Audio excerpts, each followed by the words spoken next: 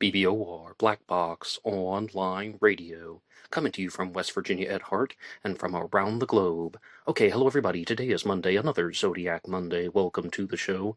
My guest on the program today is once again Sam Fisher, who is the author of The Zodiac Killer Identity and talks all about Joseph Paul Franklin as a Zodiac killer suspect.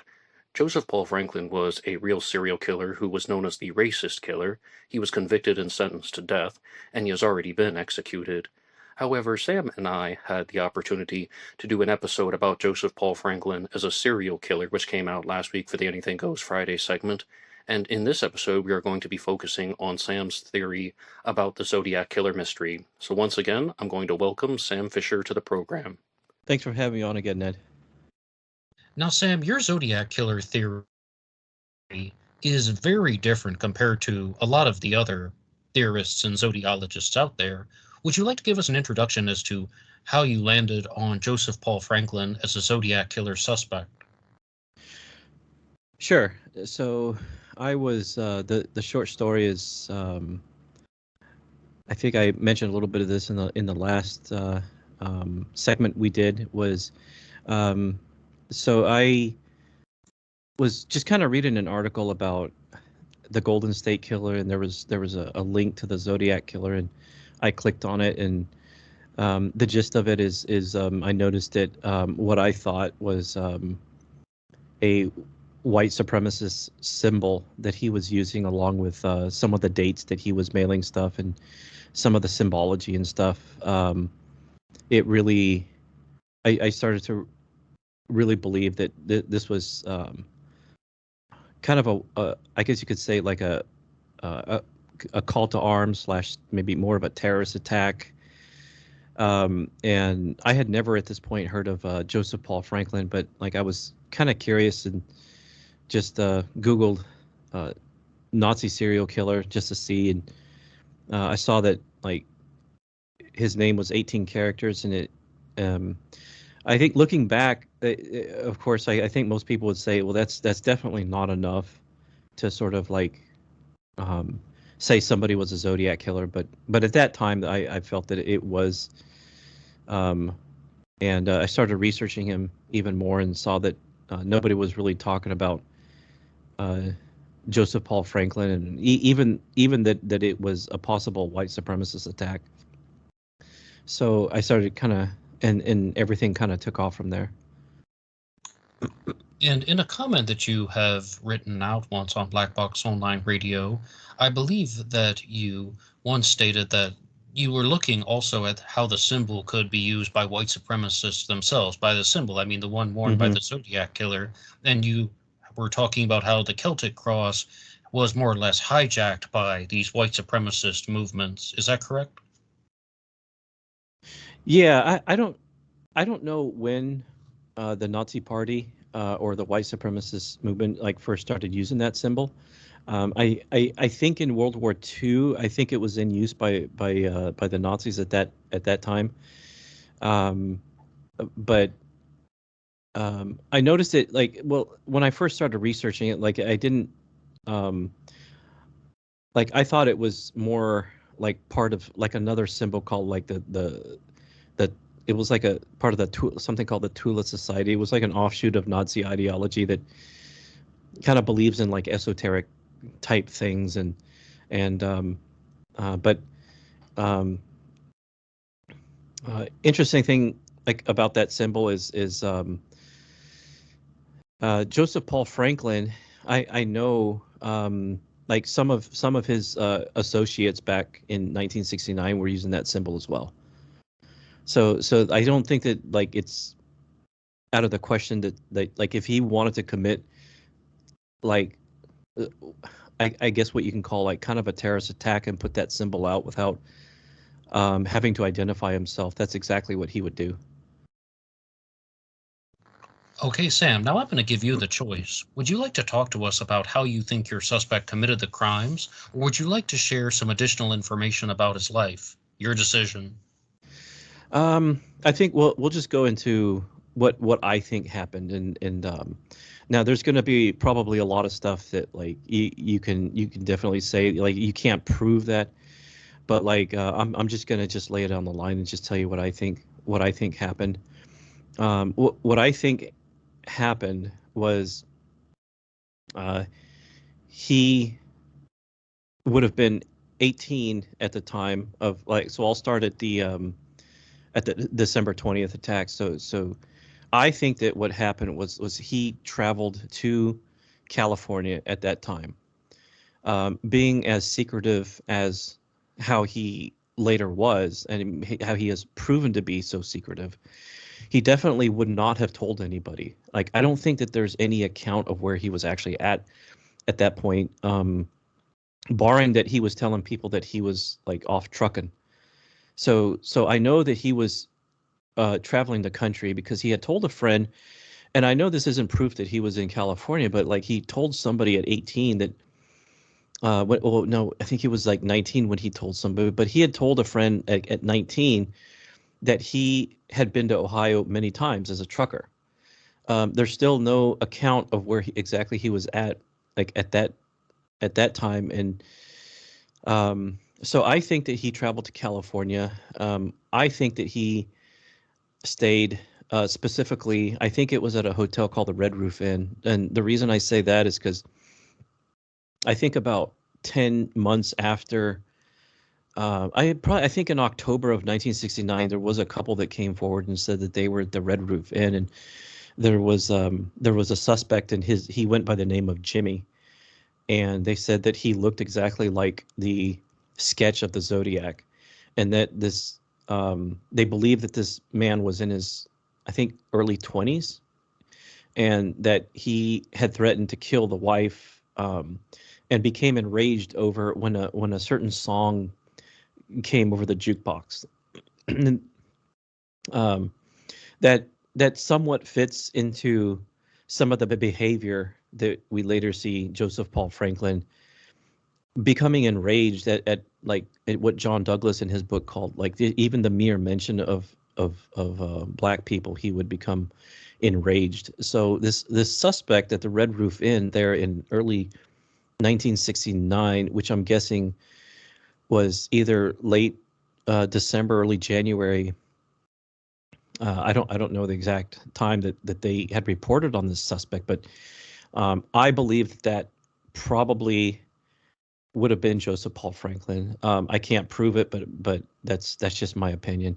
And that he had, now we know that he got married in February of 1969, although other sources have him being married in, I think, February of 68. I think it's 69.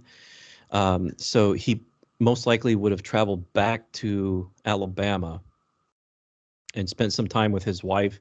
They divorced only a few months later in June of 1969.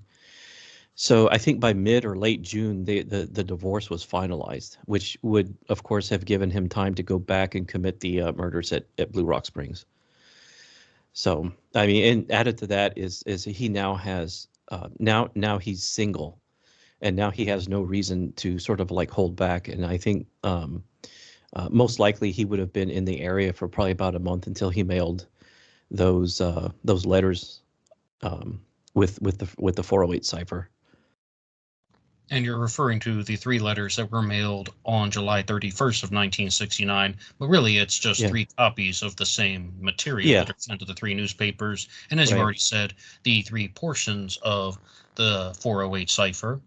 Now, I know we're early on into this discussion, but I do have to bring up this challenge question because it does follow somewhat of the timeline. I follow everything that you said about how a murder happens on December 20th of 1968. Then Joseph Paul Franklin gets married, goes back to Alabama, and then he gets divorced by June of 69.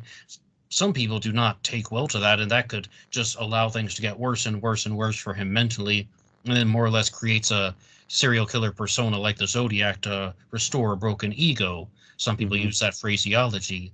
But the thing that I will challenge you on is Joseph Paul Franklin was from Alabama. And when you listen to interviews with him, he had a very pronounced and noticeable Alabama accent, Southern accent. And I don't think I've read that in any of the descriptions, not from Nancy Slover, who spoke to the Zodiac, not from Brian Hartnell. who spoke to the Zodiac at Lake Berryessa. How do you account for that in your theory? For like a hard Alabama accent, like how like people would have definitely noticed if he was out there in California with a Southern accent. Is that what That's you're what I'm saying? asking you. How does this fit? Well, I know. Correct me if I'm wrong, but Brian Hartnell did say that he had somewhat of a drawl. Is that Yes, he did say that. Somewhat of now a well. somewhat of a drawl? I yeah, no, that's a good question. I other than Brian Hartnell saying that he had somewhat of a drawl. Now, um, I've always wondered like if growing up on the West Coast at that time, um, I think m- most I'm not sure if most people would have been aware that there's like a lot of variability in how Southerners speak. So like you have a stereotypical Southern like Texas drawl. You have an Alabama accent, a Georgia accent, and like I know for people living outside the like well you're from West Virginia, right? So would a West Virginia would talk differently from than somebody from like Mississippi. So like would so that makes me wonder like what what Brian Hartnell would describe as a drawl could be just sort of a typical Alabama accent. Again, that's my take. I can't. I don't know why. Like somebody coming in with like an Alabama accent, like living for a month in or two in Vallejo, like you would think that would kind of stand out like a sore thumb. But I just have to assume that somehow he didn't.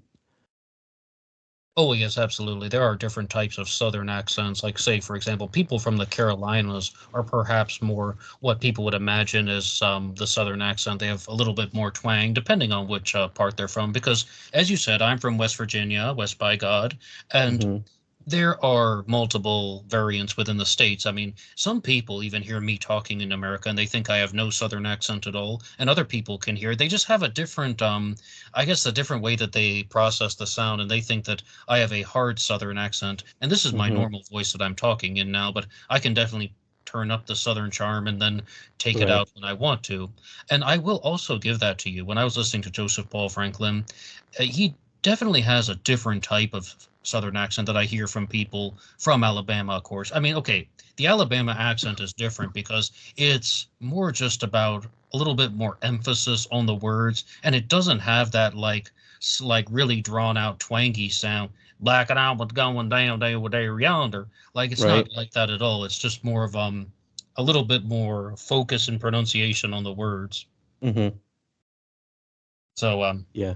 And so if Brian Hartnell, who like I don't know if he would have been aware of all the variability, and maybe he thought that Southerners talked, let's say for example, like a West Texas, or a Southern Arizona, and he thought that that was a Southern accent, and then he goes and he hears somebody that talks with a slight Alabama accent.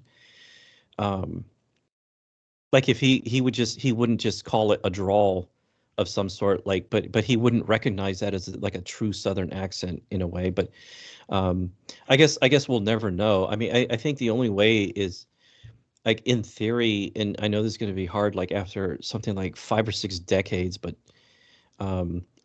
just I mean, if he were to hear Joseph Paul Franklin talk, if he wouldn't say, nah, that I think that yay or nay, right? And um, uh, speaking of how somebody talks, there's a little side point that I'm gonna kind of interject here is that when and I hope I'm not getting ahead of myself, but in in late August of '69, so this is a couple weeks after the letters were sent, I know that this is one of the only times where I can definitely place Franklin in the South. Like he was going to go on him and uh, I know who was in the car too. He met with Don Black and David Duke. So Don Black owns like a huge I guess you could say it's like a white supremacist website. He runs it still, I think, to this day.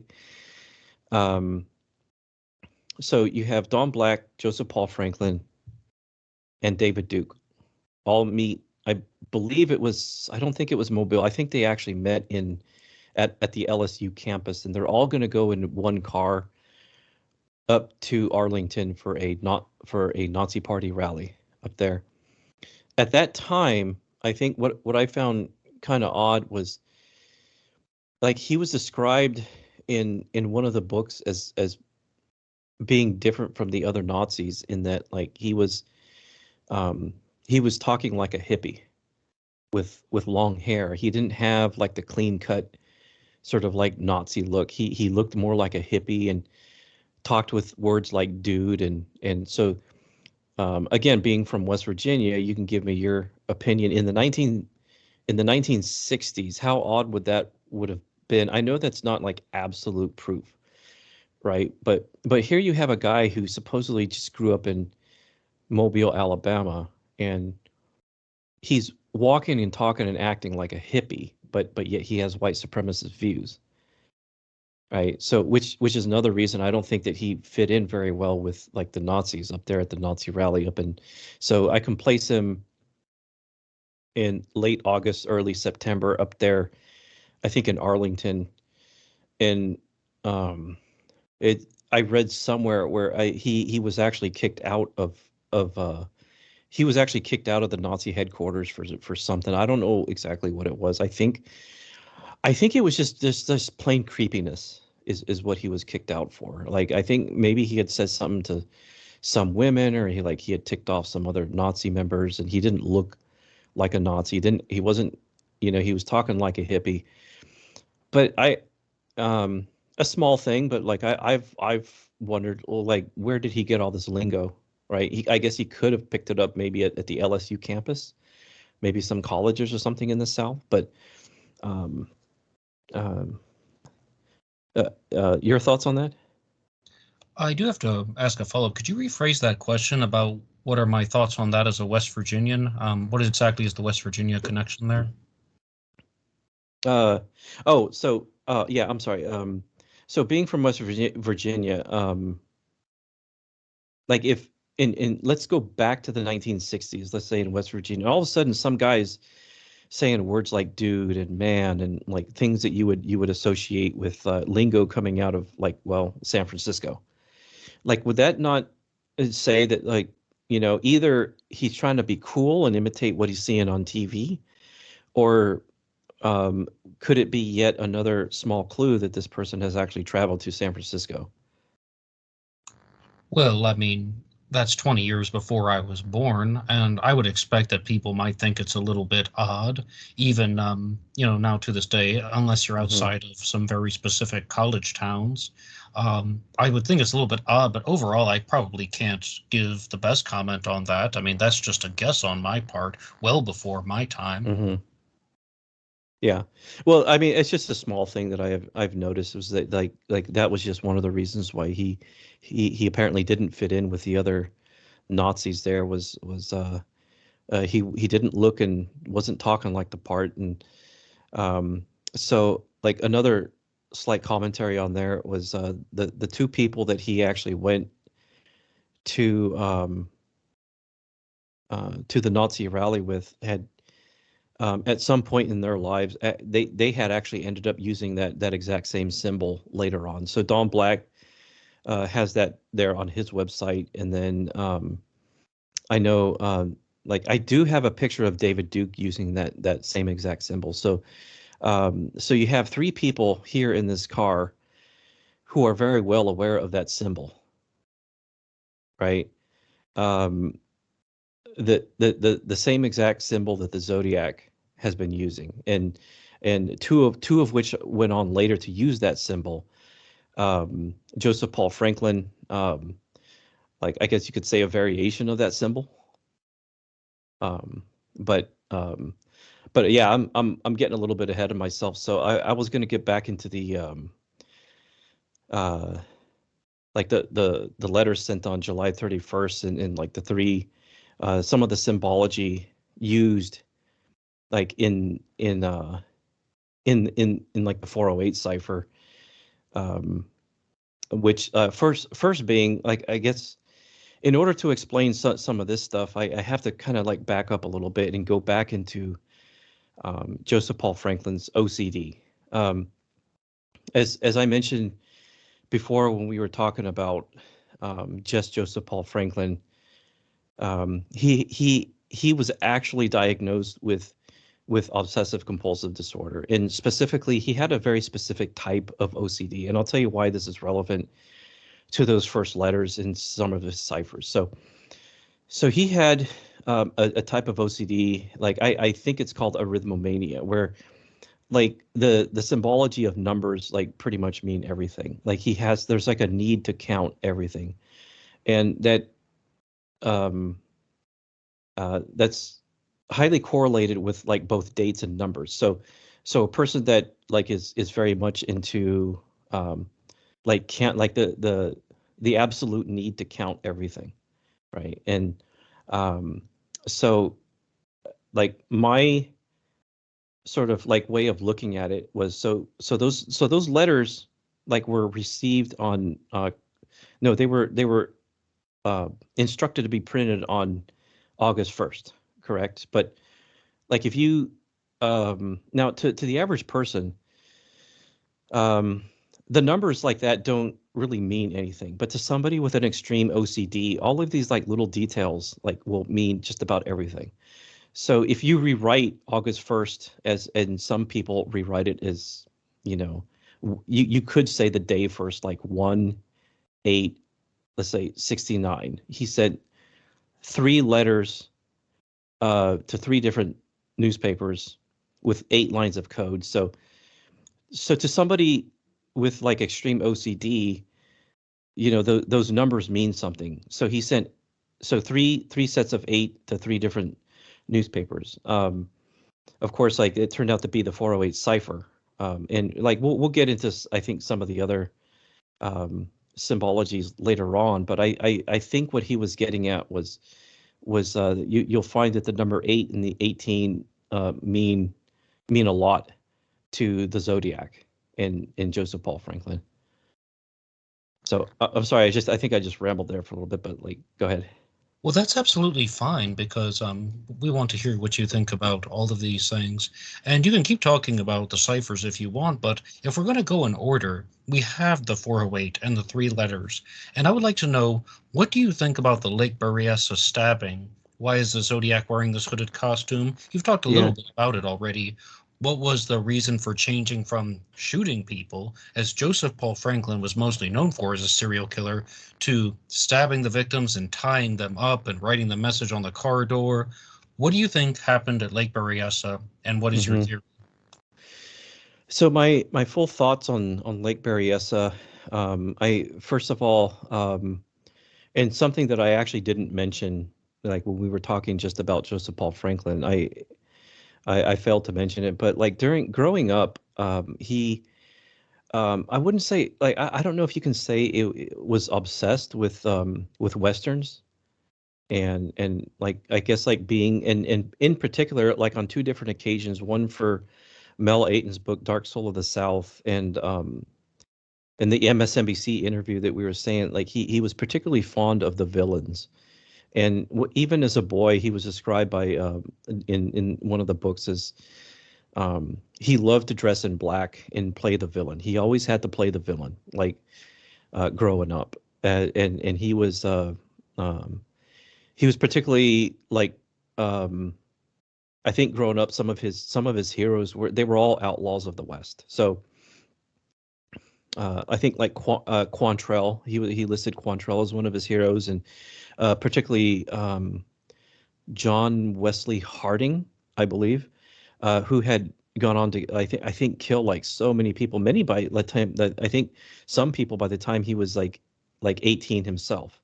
So he definitely like idolized, the bank robbers of the 1930s and 20s, and like in general outlaws. So getting to the Lake Berryessa, I think that there was I theorized that there was like several elements at play. So later on in later years, he would also say that like Charles Manson had a massive influence. That he became obsessed with starting a race war, just like Charles Manson was set out to do. Now, the Charles Manson attacks were back in August, like about a month before, like the Lake Berryessa stabbings. So I personally think that it was kind of like this weird crossroads of like him living out this fantasy of being an outlaw of the Old West. And I don't know if at this time he, um, I don't know if he was robbing banks at this time, but I know that robbing banks was like it went hand in hand with having like a costume and a disguise. So you get, so you have like a lot of the elements right there of I personally think that he was trying to emulate, because he saw that Manson had gotten just national media coverage. It probably was reading about it even there on the East Coast when he was at the Nazi rally. Now remember, he was kicked out of the Nazi headquarters, I think in the first week of September. So I don't know where he was after that. Now, I know, like, I had somebody had posted on Reddit one time that he was seen being pictured with like one of the Israeli ambassadors in September of '69, and then according to other reports, that's in like September of 1970. So I've never been able to figure out like which account of when he was photographed in Washington D.C. was actually true. But even if he was photographed in like I think the second or third week of September, in theory, he still would have had enough time to travel cross country and commit the Lake Berryessa stabbing. But I believe that he was trying to emulate Charles Manson, which, I mean, of course, in later years, he said that he actually admitted that like he was obsessed with what Manson had done. And that's where he got the idea of trying to start a race war. Okay, and I would like to remind everybody that I'm talking to Sam Fisher, the author of the Zodiac Killer Identity. And if there are any guests that you would like to have on the program, you can put your ideas in the comments section down below. You can also hit the like button and subscribe. It really helps out the channel. And feel free to go through some of the links in the description box. One of them is for BuyMeACoffee.com. BuyMeACoffee.com/BlackBoxNid88 allows you to make a donation or contribution to help support the show. And anybody who makes a donation will get a shout out on Zodiac Monday. And hi guys, just jumping in here for a second, saying that this episode of Black Box Online Radio is brought to you by Capital One. The Capital One Quicksilver is a card that gives you a $200 sign-on bonus for joining. It's like getting free money. I've done this myself, and it is real. And if anybody would like to sign up for this card and get the $200 bonus, there is a link that is posted down below in the quick reference and in the description box. And Sam, I do have a question for you, though, about these possible influences from Charles Manson, because the Te La Bianca murders happened in the beginning of August of 1969. But what type of details could Joseph Paul Franklin have been exposed to by September of 1969? How would this have been reported in the paper? Because there are multiple people in the Manson family, of course, and there are multiple arrests that took place, and their arrests that went well into December of 1970. So what exactly do you think he would have been exposed to, and how exactly could a Manson influence be present in any of the Zodiac killer's activities? Yeah, good question. I have tried to look to see what the newspapers were reporting and to see what possibly he could have read about it. Now, admittedly, I don't have a subscription to newspapers.com, so like I honestly I couldn't answer that question. I don't know what the newspapers were reporting at the time. Like I'm only just assuming that like somehow he could have read what they were trying to accomplish, what the the other possibility being that he saw that these murders just got national attention for being so gruesome, and that was it. And there was, like, he didn't know at that time that like Manson was planning a race war, and that would come later. So throughout Franklin's at least known 3-year killing spree, he was he was also somewhat obsessed with trying to get as much media attention as possible, and he expressed that he was getting frustrated, that he wasn't getting the media exposure, that like he believed that the media was purposefully sort of like downplaying the fact that all of these killings across the country, like he wanted the media to know that these were all connected and that it was one man doing it. But the media weren't reporting it like that. And so like the other yeah, like I said, the other possibility being that, you know, the Manson murders shocked the nation, and that he possibly reads about it there in Washington, D.C., but at this time he doesn't know that like it's an actual race war. He just sees that these gruesome stabbings got all this media attention. So um so he decides that he's going to copy the same thing. So I think that that's also somewhat of a possibility. Um but um but yeah, that's I hope that answers the question. Well, it does to a certain extent, because this is something that gets talked about a lot with the Manson family, and framing African Americans for the crimes, that could have been something that they were thinking, whether it's writing messages on the wall like graffiti that's been written in people's blood to try and blame African Americans. There's a widely held belief that after the La Bianca murders, that the Manson family ate watermelon and left the rinds in the sink to fool the police. But when I was interviewing Brian Davis of the Tate LaBianca radio program, he just said that that's pure fiction. He said they stole milk and cheese from the refrigerator, and that Mm-hmm. story about the watermelon is made up. But you could already see what this is where they're going, and this is also just something that we're just not making up right now. It has been widely discussed that they tried to frame African Americans for the crimes. So I follow that type of thinking. But now we've gone through Lake Berryessa. Mm-hmm. We've gone through the previous crimes. What do you think happened with the murder of Paul Stine, the taxi driver, the Zodiac's final Yeah. confirmed crime? Um, what I if I had to choose between planned and unplanned, I would probably say that for some unknown reason, like I have a like a sort of a theory that I like up until now I haven't been able to prove that like that this was an unplanned um this was an unplanned murder for some reason, and that like I at first when I started reading about like just kind of started getting into things, I was of the mindset that somehow some way he gets in the cab, and now if for whatever reason Paul Stine would have mentioned that he had any Jewish heritage or Jewish blood, I really do think that there's no question in my mind that like um, Franklin would have killed him um, like um,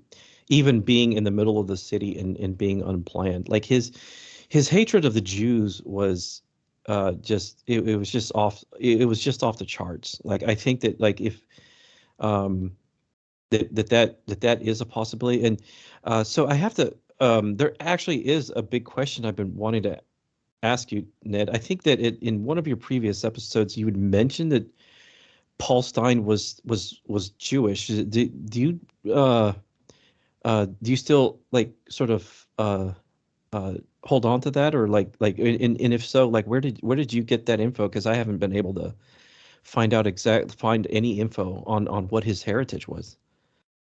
Well, I've definitely read online that Paul Stine was Jewish, and after you had written out that comment, I was forced to realize that that's just something that I found on the internet, and I did some searching around, and no, I didn't find any specific points about him being Jewish, or the comments that were made by his family indicating that he was Jewish. But, I mean, the name Stein can definitely be connected to Jewish heritage, although with Paul Stein's spelling, it's a little bit different. And Mm-hmm. United States of America, as well as I do, people's names morph all the time over Sure. the decades. So I don't have any exact background on his heritage, but I think that this is a very good time for me to ask this question that I've been meaning to ask you, and I think a lot of the listeners of Black Box Online Radio are going to want to know the same thing. Your Mm-hmm. suspect is a racist, white Mm-hmm. supremacist killer, but his victims, if he were the Zodiac killer, would not have been minorities. All the victims in the Zodiac case were white Caucasians. How do you reconcile that in your theory? No, that's a really good question, and like there, so what my this is actually it's pure speculation. But that being said, like many of Joseph Paul Franklin's victims were especially young white women, and the he so like he always had like sort of like this weird, I wouldn't say weird reason, but just about all the white women that he killed. So he would pick up hitchhikers, and he would like part of the way he operated was he would then interrogate them, and like even if they were just willing to like be with a black man, like sleep with a black man, like he would then usually decide to kill them. So killing white people is certainly not off the table for whatever reason. And like what I'm inclined to think is that like he was so full of Nazi ideology, and so like in that time, America is going through, well, just this is sort of like my thinking is that like he was reading about how the communists are taking over the government. He was very, I think, up there with hating the Jews. He hated communists just as much. So then you take somebody who's like being pumped full of Nazi ideology, and everything bad is coming out of San Francisco. So and he actually also later like admitted in another interview that like he compared what he did to Samson of the Bible, in where like when Samson destroyed the city by, I think, taking down the pillars of this thing, like of course in the Bible, and God did not differentiate, like if a city was evil, everybody in that city was evil. So I'm inclined to think that like by means of just being a young person in San Francisco, that like killing anybody in this city and in the surrounding areas was justified based on the fact that most of this, I guess you could say, communist like stuff. And remember San Francisco had that summer of love, so even then it was considered like a very, I guess you could say, like especially to somebody hyper religious like Franklin, just like a very sinful city. In that, like, I don't think it's off the table to assume that like he felt justified for whatever reason in basically being able to kill anybody in that city without any moral issues about it, because they're all equally guilty. Okay, so we've talked about the motivations as to how and why Joseph Paul Franklin would have committed the confirmed Zodiac crimes. And in a previous episode of Black Box Online Radio, you talked all about the crimes that have been connected to his other serial killer persona, the racist killer. But I want to ask you a very direct question, and you can take as much time as you want with this. Which unconfirmed crimes do you believe were the work of Joseph Paul Franklin? I'm sorry, are you referring to unconfirmed Zodiac crimes? Yes. Yeah, it's a really good question. I think it's a possibility that like how so let's take, for example, Donna Lass. So she's picked up, and obviously she's killed at some point, and her body is found in another place. Then you have like these mysterious phone calls coming back and saying that she's just out of town. And correct me if I'm wrong on this, because I'm probably not as like well versed in the Donna Lass as you are. I think that is a real possibility, because like she was seen last. I mean, there's like this mysterious like man with blonde hair that she was seen with, and he was described as being like a young man in his early 20s. And I don't think that that's off the table, because everything from Donna Lass seems to indicate that like there is a possibility that was indeed Franklin, because like even So when he was caught over in Kentucky, they found like disguises and wigs, and like he was known to dye his hair. He changed his appearance. He changed his appearance. In my opinion, I think he probably changed his appearance from the Lake Berryessa to the Paul Stine. Like I think like he was described as having hair at the Lake Berryessa. He was just, of course, like everyone has seen that sketch after the Paul Stine. Um, so so him being, I don't think that that's too far off the table. I have yet to kind of go over like sort of like the timeline that I've constructed from multiple sources and see if like whether or not like he could have been the killer of Donna Lass. Like I haven't done that yet, but I still think that that's a possibility.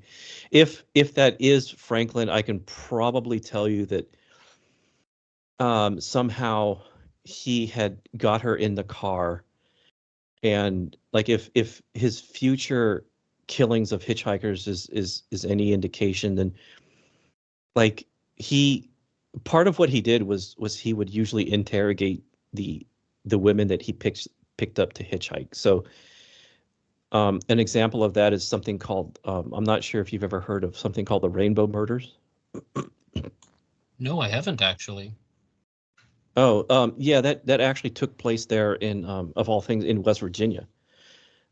You should definitely look Oh up. yes, yes, yes, yeah. The West Virginia crimes. Now I do remember. Someone did send something to me about the Rainbow murders. Yes, in West Virginia. Yeah, Yeah, yeah. just So blank for a second. yeah, so he picked them up, and during the course of the conversation, he asked them if if they would ever be involved sexually with a black man, and one of them I think said that they had, and the other said that no, not at this point, but they would be open to the idea. And I think what speaks, and this gives you a little bit more insight into his psyche, like his when recalling about this murder, about these murders later on, like there was absolutely 100% no remorse about what he said that he had decided to kill them right then and there, and he um, like in this interview that I saw, um, like he still spoke with a lot of disdain for these two, even just like years after the murder. So if that was, so getting back to Donna Lass, if that was Franklin, I can only imagine that he had somehow gotten her into the car and probably interrogated her, probably through a series of questions, uh, possibly asked if she would ever be willing to be with a black man, or possibly if, who knows, maybe she had expressed some communist leanings or something like that. And but yeah, it's hard to say, but now as far as like, so let's get out of some of the canonical Zodiac kings. So like I personally don't think that Sherry Joe Bates would have been one of his victims, because that happened in '66. I think I just there's no indication that he was um, like sort of like, even by his own account. I think he mentioned that he started like thinking about killing people at 18. I of course think that he did start actually killing people at 18.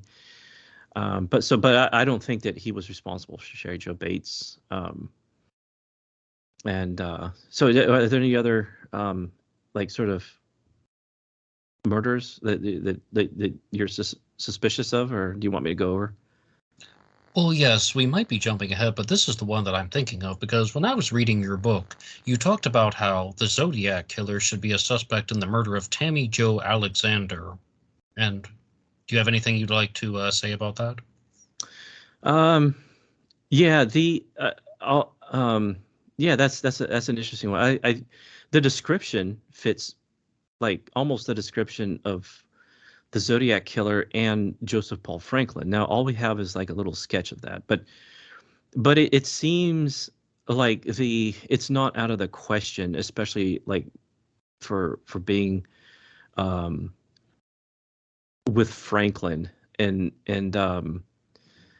so she was shot. I can't remember exactly with what caliber, but like her body was dumped along the roadside somewhere, I think in a field. And that's exactly what happened to the two hitchhikers in West Virginia. So I like if I could go back, I don't think I would put that in book, because it just because you can then you run the risk of even though I think that there's a good possibility, you run the risk of like starting to blame everything on the Zodiac and Joseph Paul Franklin. And there's another case that has kind of like I tend to think it was Franklin, where I think it was in gosh, I want to say it was like Paradise, like Pennsylvania, or there's a case where the suspect, the sketch looked exactly just almost it was exactly like both the Zodiac, and could have been either, a sketch of the Zodiac or Joseph Paul Franklin. This was in Pennsylvania. Okay, and I would like to thank everyone for listening to part 1 of my interview with Sam Fisher, talking all about his Zodiac suspect, Joseph Paul Franklin, and I would invite you guys to leave any comments in the section down below. What do you think about Joseph Paul Franklin as a Zodiac suspect? And also, please look out for part 2 of the interview coming soon. To follow along with all of these true crime discussions and Zodiac discussions, you can hit the like button and subscribe. But before I end the episode, I would like to get to your shoutouts on BuyMeACoffee.com. As previously stated, anybody who makes a donation or contribution to help support the show will get a shout out here on Zodiac Monday. And the first one comes to us from River Prawn Pottery. Thank you for your regular and consistent support. The next one on BuyMeACoffee.com comes from Batman66. Batman bought you a coffee. I never get tired of saying that, but this one has a message. Ned was the 8,102nd most popular boy's name. In 2022, there were only 9 baby boys named Ned. 1 out of every 206,738 boys born in 2021 are named Ned. Wow. Yep. I was very surprised to read that, but I mean, as you see, times are changing. And our next one comes to us from Queen City Stripes, who gave a super thanks donation on the Wednesday live stream. And yes, you can also contribute using the super thanks on YouTube, and you'll still get a shout out on Zodiac Monday. I'm trying to record all of the people who use the super chats and so on. The super thanks and super chats, all of that stuff is available here. And the final one on BuyMeACoffee.com comes to us from Dale Julin. Dale Julin is the author of Catching Zodiac, and Dale and I have been corresponding a little bit. And first, after I did a 2-part book discussion on his book, and Dale has written, "Hi Ned, thank you for reviewing my book, Catching Zodiac. I would be happy to be a guest on your show. You can email me," and he puts that there, "and we can set it up at your convenience. I'm now watching part 2. Dale Julin, Peabody Award-winning journalist." And yes, as I said, I've been in talks with Dale Julin. He is welcome to come on this program. And some people had been asking questions about, what type of guests would I have on in the future? And I really had to put some thought into it. And the honest answer is yes, I would interview Dale Julin, who's associated with the Case Breakers, although they were an existing organization before they contacted him. I would not interview Tom Colbert, who is the head of the Case Breakers, for reasons that I've stated in other previous episodes. But yeah, so I'm trying to arrange something with Dale Julin, and he's welcome to come on the show. And we've also said that it's not going to be anything that would be nasty or a shouting match or something like that. We both genuinely just want to talk about his book and his Zodiac Killer observations. So if possible, please look out for that one in the near future as well.